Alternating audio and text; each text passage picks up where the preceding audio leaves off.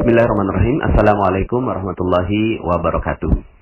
Alhamdulillah, bagaimana kabarnya Bapak Ibu semua, sahabat Magnet Rezeki? Semoga Anda selalu dalam keberkahan dan lindungan Allah Subhanahu wa taala, ya. Dan semoga materi Magnet Rezeki bisa merubah kehidupan Anda menjadi manusia yang jauh lebih baik dan rezeki Anda mengalir seperti air bah. Bapak Ibu, kali ini saya ingin menyampaikan tentang materi Law of Projection.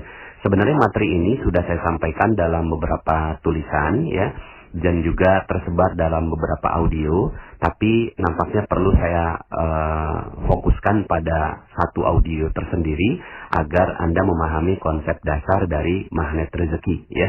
Karena konsep dasar dari magnet rezekinya adalah Law of Projection, ya. Nah, Bapak Ibu, mari kita bahas. Bayangkan sebuah proyektor, ya. Jadi sekarang ini kan mudah ya menemukan proyektor di setiap kelas kita. Sekarang ini ada proyektor.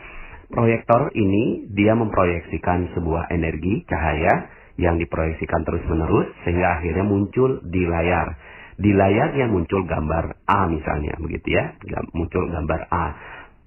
Kenapa muncul dari gambar A? Ya. Proyektor itu tidak berdiri sendiri, layar itu tidak berdiri sendiri, tapi ada laptop Bapak Ibu. Laptopnya ini ya yang merupakan sumber dari terciptanya gambar yang ada di layar. Nah, laptop ini juga menggambarkan huruf A misalnya, begitu ya. Nah, Bapak Ibu, inilah hubungan antara proyektor, laptop, dan layar.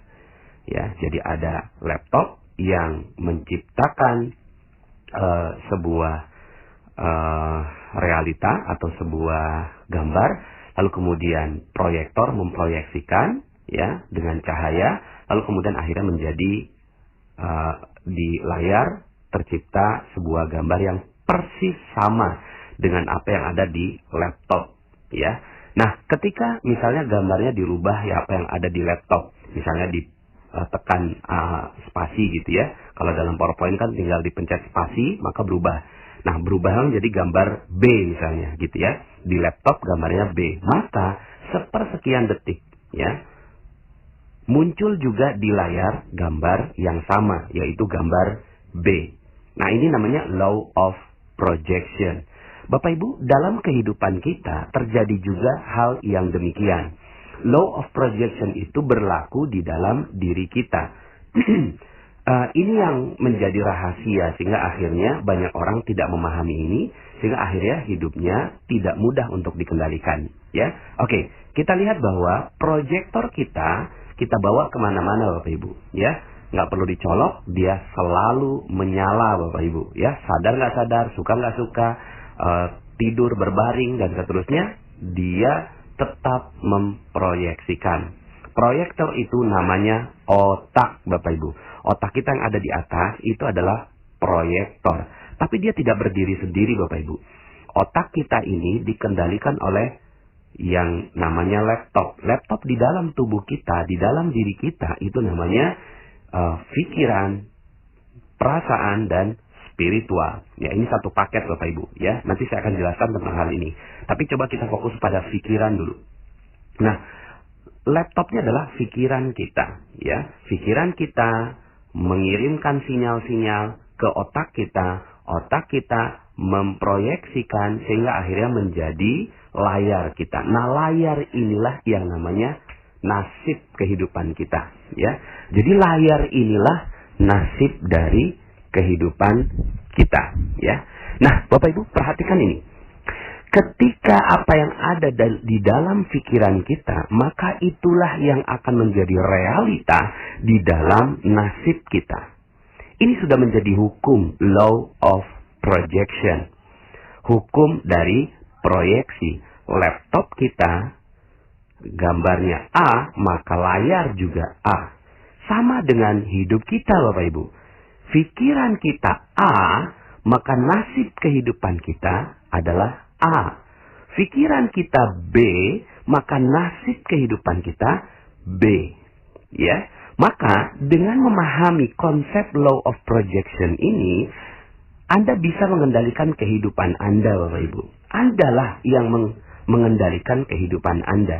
Andalah yang mengendalikan bagaimana rasa kehidupan Anda.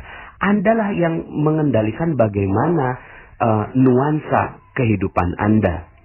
Andalah yang mengendalikan nasib kehidupan Anda. Di dalam Al-Quran, hal ini disebutkan di dalam surat Ar-Ra'd. A'udzubillahi minasyaitonirrajim. Innallaha la yughayyiru ma biqaumin hatta yughayyiru ma bi anfusihim. Sesungguhnya Allah tidak merubah nasib. Nasibnya di sini layar, Bapak Ibu. Sesungguhnya Allah tidak merubah layar nasib satu kaum, ya, atau kehidupan satu kaum, nasib satu kaum, ma biqaumin hatta sehingga yughayyiru ma bi anfusihim. Sehingga dia merubah apa yang ada dalam bi'anfusihim, jiwanya. Jiwa ini nggak kelihatan Bapak Ibu. Nah, jiwa inilah pikiran, perasaan, dan spiritual.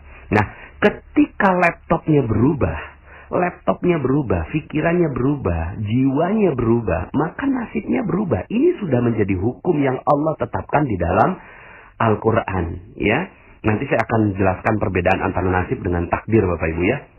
Nah, saya mau bicara tentang nasib dulu.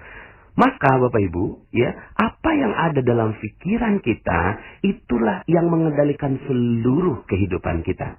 Ya, makanya jangan heran kalau seandainya saya katakan bahwa, saya kok berani sekali gitu ya, mengatakan bahwa Anda memahami materi magnet rezeki, maka hutang Anda lunas.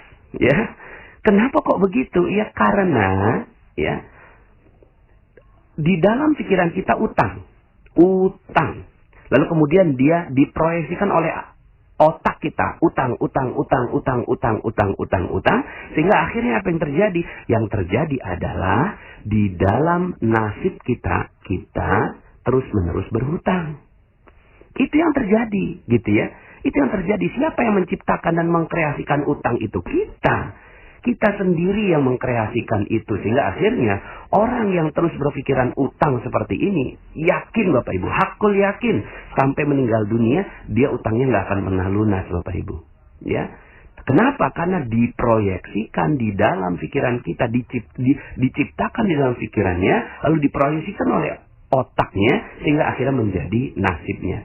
Maka, pikiran kita ini nggak bisa dilawan. Yang bisa kita lakukan adalah men-switch atau merubah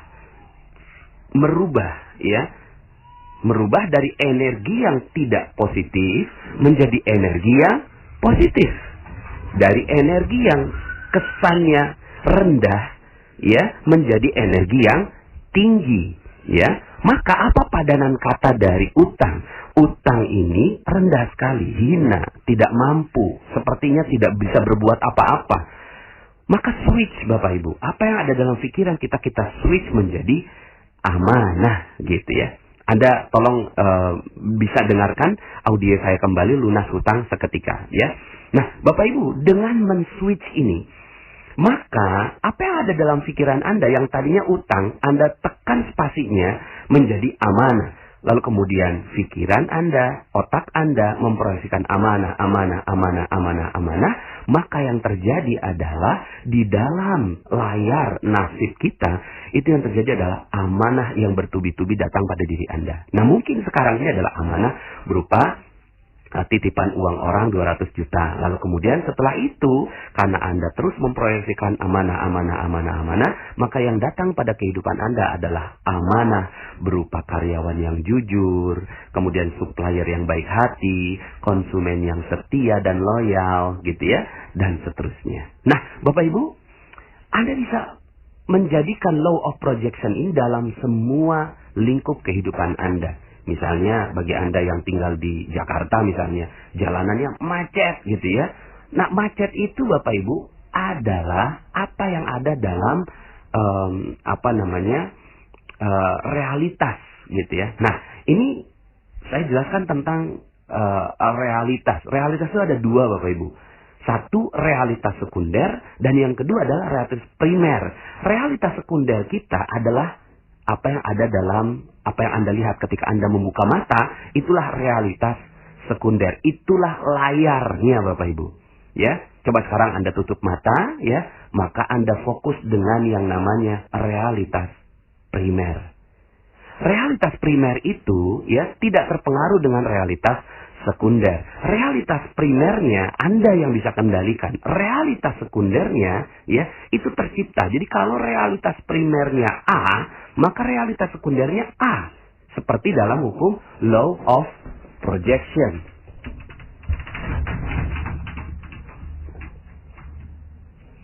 Seperti yang dalam hukum law of projection, ketika di laptop A, maka di nasib Anda adalah A. Di realitas primer Anda macet, maka realitas sekunder Anda macet. Sehingga akhirnya hidup Anda jadinya macet. Dan saat itu kita sedang berdoa Bapak Ibu. Ya Allah, macetkan hidupku, macetkan rezekiku, macetkan kebahagiaanku, macetkan keharmonisanku. Sehingga akhirnya yang terjadi Bapak Ibu betul-betul macet. Semuanya, proyeknya macet. Ya, proyeknya macet, rezekinya macet, semuanya macet. Lalu apa yang harus kita lakukan? Ya switch Bapak Ibu, pencet ya spasinya. Tombol spasinya dipencet dengan penuh. Ya, ketika realitas primer kita menyebut penuh, ya, maka sebenarnya kita lagi memproyeksikan, ya Allah, penuhkan hidupku, penuhkan rezekiku, penuhkan kebahagiaanku, penuhkan keharmonisanku, dan seterusnya. Sehingga yang terjadi di dalam realitas sekundernya terjadi adalah penuh Bapak Ibu. Sehingga akhirnya semua kehidupan Anda penuh dengan kebahagiaan. Ya, maka dengan konsep ini, ya, Anda bisa kendalikan seluruh kehidupan Anda. Apapun realitas sekundernya, apapun realitas, ya katanya realita, tapi kalau saya menyebutnya itu realitas sekunder. Apapun realitanya, ya, apapun faktanya, Anda bisa merespon dengan tepat Bapak Ibu. Ya, faktanya Anda punya utang. Faktanya Anda ya melewati jalanan yang macet. Faktanya ya Anda mungkin akan didatangi oleh polisi, pengacara, orang yang menagih Anda, debt collector. Faktanya bisa jadi Anda adalah seorang istri yang suaminya penuh dengan kedengkian, kebencian, memukul Anda, KDRT, dan seterusnya. Faktanya bisa jadi anak Anda kena narkoba. Faktanya bisa jadi Anda dilahirkan dari seorang nauzubillah perzinahan begitu ya. Faktanya bisa jadi Anda melihat ada korupsi di Indonesia. Faktanya bisa jadi ada pembunuhan, pencurian, kemaksiatan, dan seterusnya. Faktanya bisa jadi macam-macam Bapak Ibu. Faktanya bisa terjadi apapun, gitu ya. Faktanya bisa terjadi apapun dalam realitas sekunder Anda. Tetapi di dalam realitas primer Anda yang ada hanya boleh kebahagiaan, keharmonisan, kecintaan, ya, dan energi-energi yang positif. Kalaulah sudah ada realitas sekunder, realitas primer yang demikian di dalam pikiran Anda, maka yang terjadi adalah hidup Anda sudah bahagia Bapak Ibu. So what gitu loh. Mungkin sekarang ini Anda akan didatangi oleh banyak orang untuk menagih hutang Anda. Tapi kemudian Anda tarik nafas, Anda cool di dalam pikiran Anda bahwa Anda adalah orang yang baik hati, Anda adalah orang yang amanah, Anda adalah orang yang jujur, Anda adalah orang yang penuh cinta kasih, Anda adalah orang yang bahagia, Anda menyebarkan kebahagiaan buat orang lain. Maka orang yang nagih di depan Anda itu akan kebingungan Bapak Ibu. Percaya saya. Orang yang akan nagih gitu ya, debt collector itu kerasa energi apa yang ada di dalam realitas primer Anda. Ya, maka penting sekali menjaga realitas primer ini, ya. Penting sekali menjaga realitas primer ini. Nah, persoalannya begini Bapak Ibu. Otak kita selain memproyeksikan, dia juga menyerap. Dia menyerap 2 juta informasi per detik, ya. 2 juta informasi masuk per detik, lalu kemudian dia diproyeksikan. Itu kerja otak kita Bapak Ibu. Nah, dia masuk Bapak Ibu, masuk 2 juta informasi per detik. Sadar nggak sadar, suka nggak suka, mau nggak mau, ya, terpaksa nggak terpaksa, itu masuk 2 juta informasi per detik. Contoh, misalnya Anda atau siapalah begitu ya, suka dengan menonton film horor, ya. Dia suka menonton film horor, maka yang dia tonton terus gitu ya, setiap hari dia nonton film horor, maka masuk 2 juta informasi per detik di dalam pikirannya, ya. Akhirnya yang terjadi adalah semua dunia horor masuklah dalam realitas primernya dia. ya, masuk di dalam realitas primernya dia bahwa hidup adalah penuh dengan horor. Dia percaya ada kuntilanak, ada sundel bolong, ada buto ijo, ada genderuwo dan seterusnya. Dia percaya, believe dalam realita primernya dia. Maka yang terjadi adalah ketika dia lewat jalanan gelap, Bapak Ibu, maka apa yang terjadi? Yang terjadi adalah realita primer itu muncul menjadi realitas sekunder yang memunculkan rasa takut, sehingga akhirnya dia takut. Aduh, ada kuntilanak nggak ya? Ada genderuwo nggak ya? Ada sundel bolong nggak ya? Padahal Bapak Ibu, mana itu semua? Nggak ada. That's not real, nggak nyata seperti materi jeruk nipis yang saya sampaikan. Makanya kenapa kok ya setan di setiap daerah itu berbeda-beda, Bapak Ibu? Ya, itu yang tadi saya sebutkan, itu setan khasnya Indonesia, Bapak Ibu ya. Itu karena dia masuk ya film-film horor di dalam pikirannya. Tapi coba kalau Anda ke Cina, ya, setannya lucu, Bapak Ibu, loncat-loncat gitu ya. Loncat-loncat kita gitu ya. Nggak masuk dalam realitas primer kita itu, loncat-loncat mengerikan. Tapi di orang yang ada di dataran Cina gitu ya, ngelihat ada orang yang loncat-loncat lalu kemudian tangannya lurus ke depan, itu takut, Bapak Ibu, ya.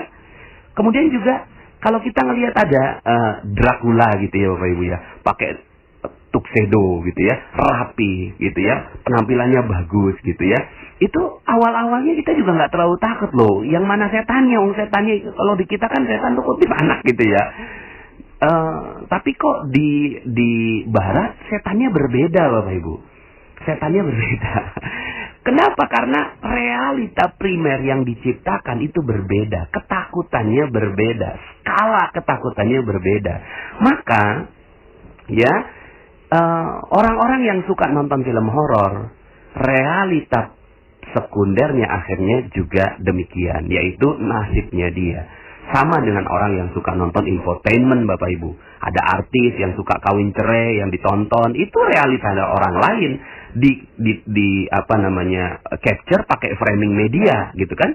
Framing media lalu kemudian masuk dalam pikiran kita, masuk dalam primary reality kita, ya. Lalu kemudian akhirnya nasibnya kita, bawaannya ketika ada konflik sama suami, pengennya cerai aja. Kenapa? Karena ngerujuk ke infotainment yang episode 42 begitu ya. Nah, Bapak Ibu yang dirahmati Allah Subhanahu wa taala, akhirnya yang perlu kita perhatikan adalah supply informasi yang masuk dalam diri kita, Bapak Ibu, ya. Seperti misalnya kalau Anda nonton berita itu ada adagium ya yang menyebutkan bahwa bad news is a good news. Berita yang tidak baik itu pantas untuk diberitakan. Contoh, wali kota digigit anjing itu bukan berita. Tapi wali kota menggigit anjing ini baru berita. Akhirnya itu yang di-framing sama media, di-capture sama media, lalu kemudian akhirnya setiap orang yang menonton televisi jadi aneh. Kenapa? Karena ya kejadian selevel wali kota menggigit anjing itulah yang ditonton terus-menerus. Makanya waktu itu pernah ada, Bapak Ibu, teman saya yang WA saya, "Panas, saya mau ke Depok tapi kok saya takut ya." "Kenapa takut?" "Karena di Depok banjir." "Loh, banjir? Kalau di Depok banjir bagaimana Jakarta?" Ternyata ya ada satu jalanan yang tergenang, itu yang di-capture sama jurnalis, dan kemudian itu yang masuk dalam realitas primer teman saya. Sehingga akhirnya dia nggak jadi ke Depok karena takut ada banjir. Padahal sayanya sendiri yang berada di Depok nggak lihat ada banjir. Nah, Bapak Ibu, inilah dia ya law of projection. Sehingga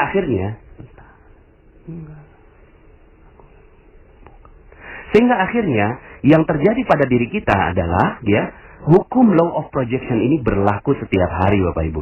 Ketika Anda mensuplai berita-berita yang nggak bagus, ya, hal-hal yang nggak bagus dalam pikiran Anda, hati-hati. Itu akan masuk menjadi primary reality Anda atau realitas primer Anda, dan akhirnya menjadi nasib Anda. Nah, sekarang ini Bapak Ibu, yang perlu Anda kendalikan adalah bagaimana realitas primer Anda adalah bagus, luar biasa, sehat, bahagia, senang, harmonis, apapun fakta yang di luar yang terjadi. Itu udah nggak penting, Bapak Ibu.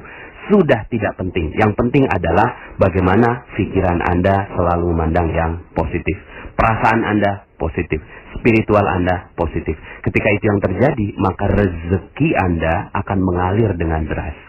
Sederhana sekali Bapak Ibu, ya. Seperti yang saya sampaikan dalam materi sebelumnya bahwa rezeki itu adalah energi baik, ya. Ketika dalam tubuh kita seluruhnya energinya baik, maka rezeki akan datang otomatis. Rezeki akan datang pada diri kita, ya.